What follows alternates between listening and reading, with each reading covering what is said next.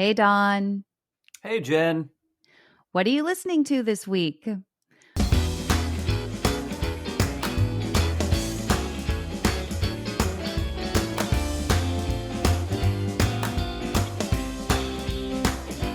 Welcome to What Are You Listening to This Week, the weekly podcast where we talk about our favorite songs. Some old, some new, all good.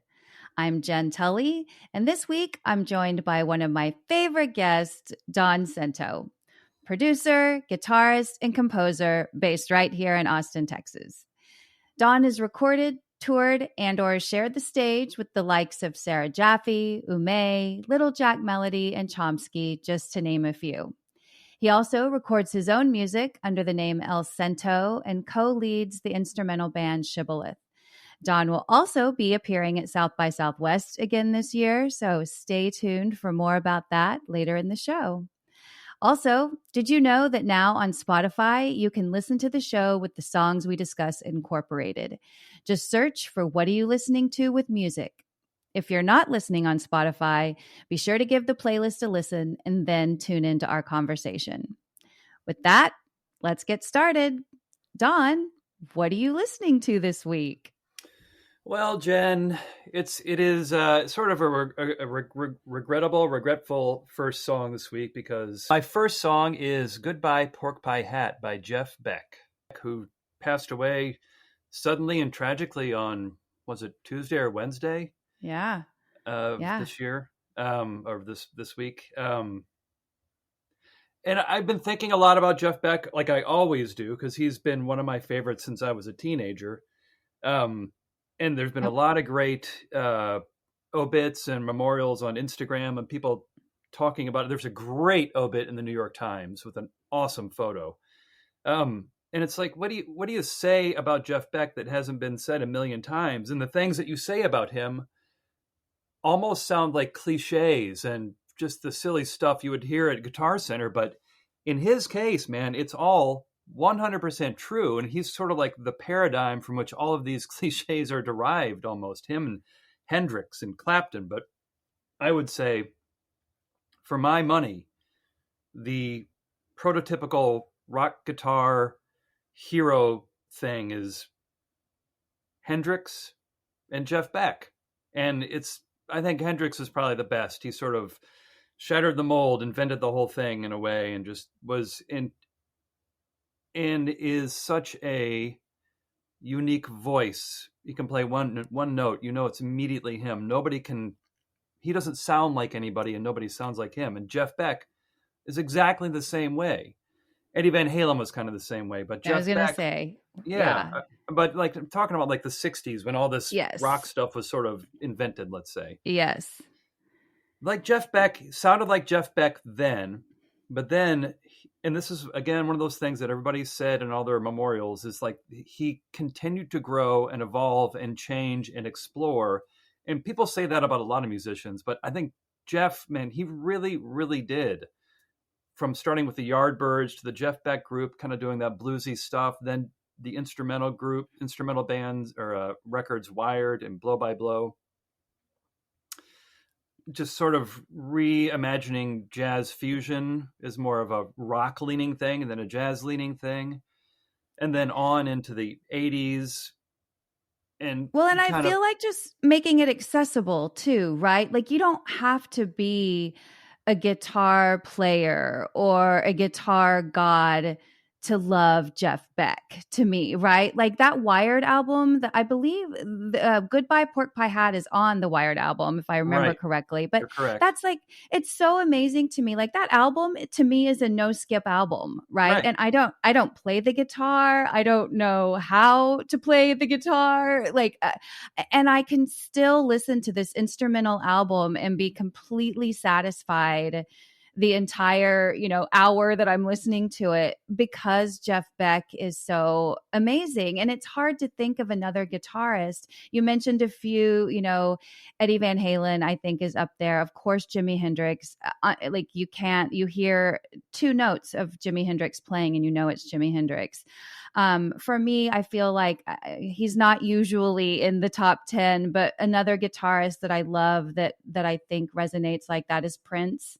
For Prince was so sure. talented in so many Yes. other areas that I think sometimes his guitar playing gets overlooked. But Jeff Beck is just, you can't, I think even for a non guitar playing lover of music, like Jeff Beck is the most accessible of them all. I mean, Jimmy Page too, to some degree, but I think Jimmy Page's magic comes when you pair him with John Bonham and Robert Plant and John Paul Sure. Jones. Not that he's not an amazing guitarist, of course he is. And for me, the magic really comes together when there's Zeppelin. But that's the other thing about Jeff Beck and the Yardbirds is that's amazing that the Yardbirds is responsible for Jimmy Page, Eric Clapton, and Jeff Beck. Right.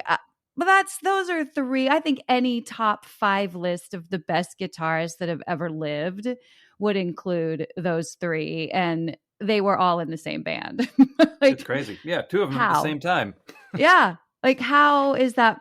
Like, that to me is what's so amazing too about Jeff Beck is like how when you're in a group or a band of people that are that talented, it's almost like Fleetwood Mac too, Yeah. right? Like, or Zeppelin or some of the other great bands that you took. When every musician is just like a master at their craft, like how do you get a superstar? And like, well, Jeff Beck, right? Like he's that good that in a band full of superstars, he's still a superstar. He still stands out. I think it was a hot house time, 60s London, the world, everything was just sort of popping and new, and all these ideas were floating around in the air, and electricity and radio and everything. So I think it was the right time, and there was enough technology to sort of move these ideas across continents, and share them quickly. So things just grew rapidly. You made a point about Jeff Beck, and specifically this song. I think why I picked it, "Goodbye Pork Pie Hat." It's a cover. I guess you call it a cover. It's about a song by Charles Mingus. It was a jazz composer, upright jazz bass player. So you can hear this on a lot of jazz records, and it's played differently. And Mingus wrote this song as a tribute to Lester Young. Sorry, I blanked on his name. Lester Young, who was a saxophone player in the early jazz era. His nickname was Prez, and he was known for wearing a pork pie hat. That was sort of his trademark look. So hence the name. Anyway, I love that.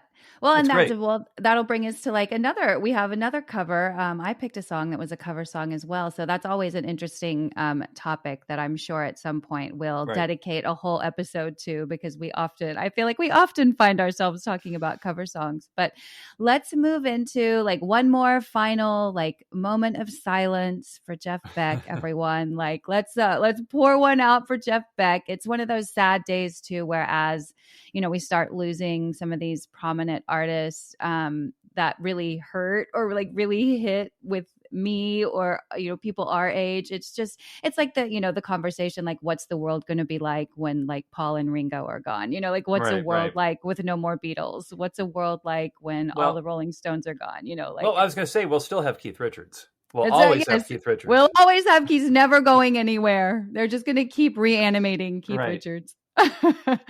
Well, with that, another wonderful artist. It was a sad day when we lost this gentleman as well. Tell me about your second pick. My second song, and I think the anniversary of his death was just a few days ago as well. It's David Bowie. The song is Sound and Vision off the album Low. And for whatever reason, last month or 6 or 8 weeks ago, I just kind of started digging back into that. I don't know what period, that Berlin period and post-Berlin period of Bowie's with the album Low and Station to Station and Scary Monsters, I think.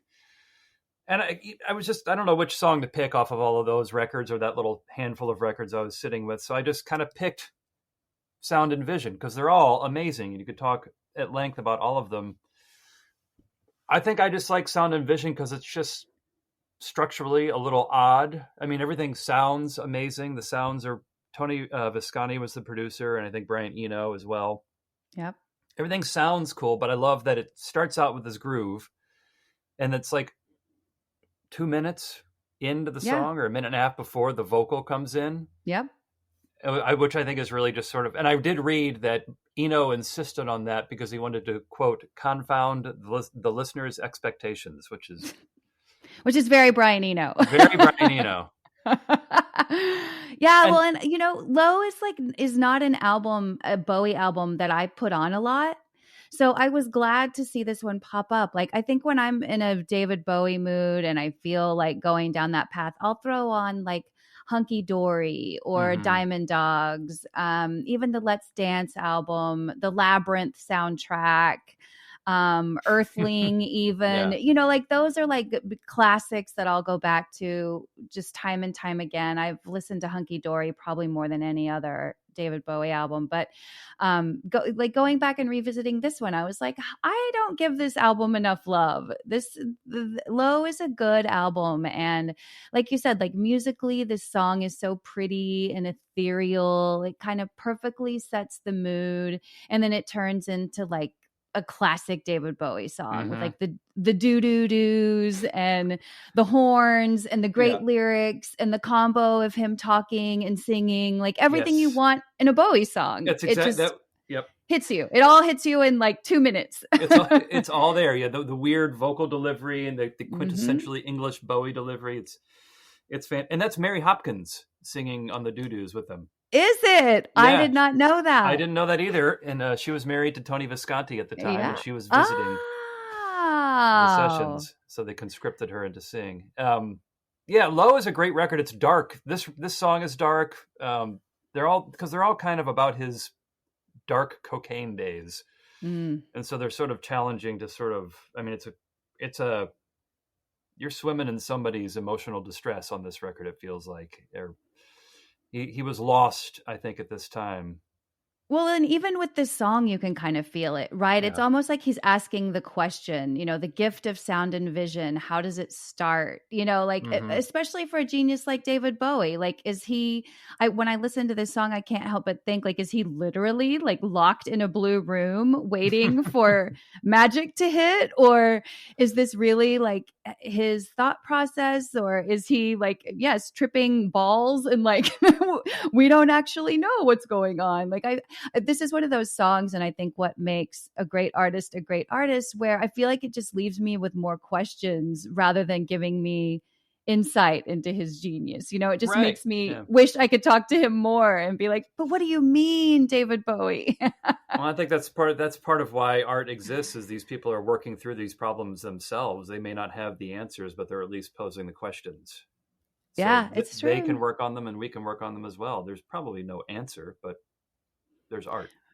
Yeah, and it's great to like search, right? Like I enjoy the journey of trying to answer those questions, and maybe like one of my favorite artists to ask them is David Bowie. Yep. He does it in such a brilliant way that that really helps you sort of he makes hard perspective shifts easy in the way he phrases things, I think, or the way he looks at things. So I think that's a great observation. I think that's exactly right. He doesn't make them seem like hard perspective shifts. It's just sort of it's like when you read a book or somebody offers you an amazing insight and it just sort of locks into place. And you're like, oh, well, that's duh. Why did I never think of it that way before? Yeah, exactly. Yeah. Well, staying kind of in that same time frame, but a different feel and mood, we go to my favorite pick. I feel like you brought us some like rock legends and some kind of classic rock gods, and I'm giving the listeners some insight into what I've been watching on television during the break, because both of my picks were actually inspired from shows that I watched while we were on break for the holiday. Okay. So the first song is a song that I love. I hadn't heard it in years. It's called Rikki Tikki Tavi by Donovan. So for those of you that are not Donovan fans, you're missing out. I'll say that first. Yeah. Go back. Check out Donovan. I think that because people know some of his popular songs and they sounded kind of silly, whether it's Sunshine Superman or Mellow Yellow, Hurdy Gurdy Man, like some of the popular ones. Season of the Witch. Season of the Witch is a song that I can't believe hasn't been covered more. Speaking of covers, like has it not? Yeah. I feel like I mean, not in a way that's made it like resurge. I feel Yeah. like not the way I would think that a song. I mean, like I think about the billions of covers of Heart Shaped Box that I'm hearing right Yeah. now. Like I feel like every third band is doing their version of Heart Shaped Box, which great. Some of them I'm really loving. Like thank you, and no disrespect to Nirvana ever. And I feel like Season of the Witch is a song like that I for years I've waited since college, since the mid 90s I've waited for like a resurgence of this song and it hasn't happened yet, but Duly noted. duly noted. I'm looking for somebody to take charge of Season of the Witch. But this album or this song is totally like I think if you were to listen to it and think you were listening to a very simple artist that made silly songs like Mellow Yellow and Sunshine Superman, you wouldn't think much past than like the Jungle Book reference, right? But when Right. you get into this song, it's maybe I'm like the song that came out in 1970 is maybe like the most clear retelling of what's going on in 2023 that I've heard of late. Mm. And it's whatever, almost 50-year-old song at this point. Like, Right. but going back and revisiting the lyrics to this, it's like United Nations ain't really united and the organizations ain't really organized is how the song opens. And you're like, that still sounds right. That's still the same. I love just the hippy dippy sort of. It's exactly right, and just the hippy dippy delivery of it is so Oh, so quintessentially of that era. yes. And so him, he is funny for sort of like, using his British accent or, affecting some other voice or accent that, drives home the point of a song. But this one I thought was just still so timely. And it was so funny to me that, this song that if you're not paying attention could just sound like this nonsensical reference to a Jungle Book character really is this Right. kind of deep meditation on what modern life is like, whether it was modern 1970s life or modern 2023 life. He has another great line in there where he says, people walking around, they don't know what they're doing. They've been lost so long, they don't know what they've been looking for. Well, I know what I'm looking for, but I just can't find it. I guess I got to look inside myself some more. You're like, okay, well, thank you for dropping that on me. That's Right. pretty deep. Yeah, a lot of people don't ever think to look inside themselves for these kinds of answers.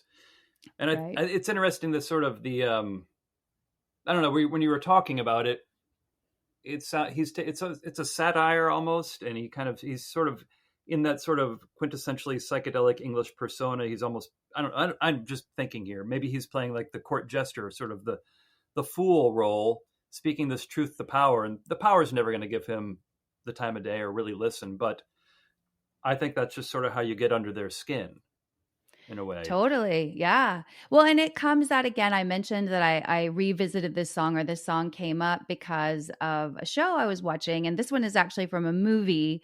My second song will be from a TV show, but this one is from a movie that came out last year called Barbarian. Those that have listened a little bit to the show know that I am a horror fan. And I often visit those horror movies with your lovely wife, my good friend yes, you do. Sylvia. She has been my horror movie buddy for years, because when you find one, those people out there that are listening, if you're a horror movie fan, you know that you're in the minority. So you kind of stick together with other people that are not crazy, but also love horror movies. And there's been those times where you ladies have gone to a movie and I've gone and had beers with your husband, Patrick. Yes, that's what you guys do while we get scared. And Barbarian, Sylvia and I did not see this one together, but this is one that she and I had talked about. And when this song comes in the movie, it's actually just brilliant the way they did it. I won't spoil it because it's a fun part of the movie, but if you're a horror fan and you're especially a fan of kind of this new genre of horror where they're wrapping social commentary into a horror story, again in the vein of like a Bodies or even like some of the Knives Out stuff, this is kind of like that, a little bit darker, but but Barbarian is a good movie, and Justin Long is fantastic in it. Bill Skarsgård is fantastic in it. I think that it's a really good one, and well placed use of Rikki Tikki Tavi by Donovan. That might be weekend viewing. Good to know. It's a good one. And that leads me into our final song for this episode and my second pick, which is Who by Fire by PJ Harvey. So this is a great song. When we go back to covers, it's a Leonard Cohen song from 1974. And I personally like Leonard Cohen a whole lot. And I can also recognize that if you don't like his voice, you're not ever going to get behind any of his songs, right? Like he has a very unique, a very distinct voice. And if you're not into that, you're just always going to press skip. It's like me with Rush. Like I can acknowledge that Rush is a fantastic band. I'm never going to listen to a Rush song ever. I leave that for the dudes. You guys talk about Rush. I'm never going to like them ever. I just won't. They're genius, rock geniuses. Not for me. Sure. And I feel like Leonard Cohen's like that, right? Like if you don't like his voice, you're not ever going to get into like the amazingness and juiciness kind of his lyrics. So I do like when a good cover of one of his songs is done, because it does, I think, open up his music to more people. And this version makes, a really cool song a little more accessible, I think.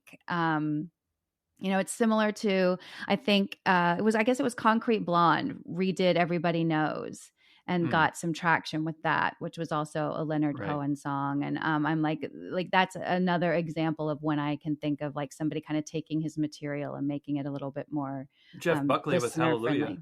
Yes. Also good. A lot of people have done Hallelujah. A lot of people have done. Yeah. I mean, I think there's a version of Hallelujah on the Shrek soundtrack even. Yeah. Is that the John Cale version on that? Because John Cale did a great version. It might be.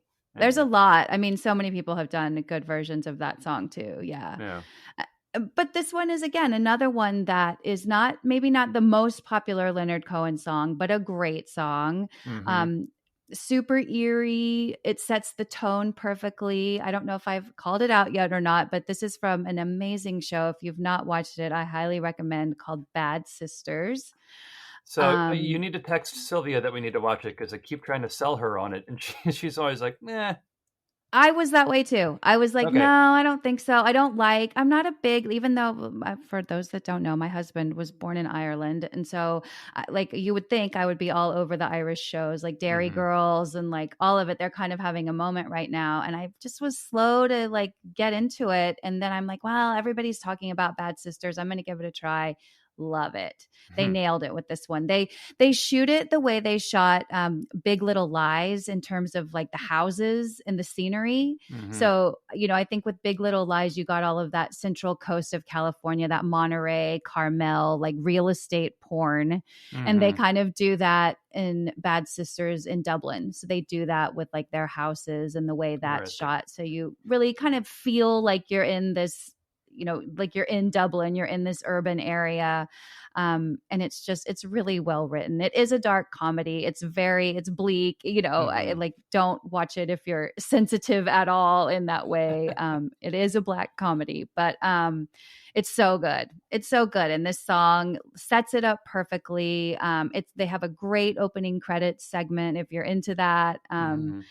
I think, the first time I remember paying attention to that was probably, there was a great series years ago on HBO called Rome, and they had a really good opening credits. And then, Game of Thrones sort of like up-leveled all of that. But this one's good. I'm like, even if you don't make it through the whole show, at least watch the opening credits so you get this song with the visual of the opening credits. It's actually really, really cool the way they set it up.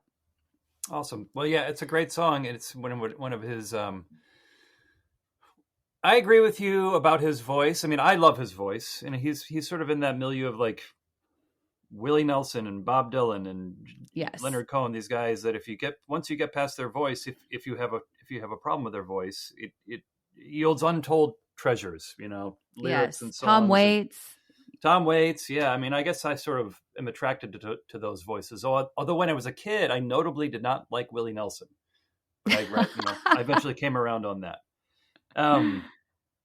Yeah, but I think it's a worthy endeavor to put the time in with Leonard Cohen, man. We saw him live ages ago, and he did this song. I think he did this song live a lot, and it was great. But I think PJ's version of it is super cool as well. And I was reading she did this with the composer of the series, I think. Yeah, Tim Phillips is the name of the composer that did all of like the scoring of the show, which is also really good. Musically, the show is really strong.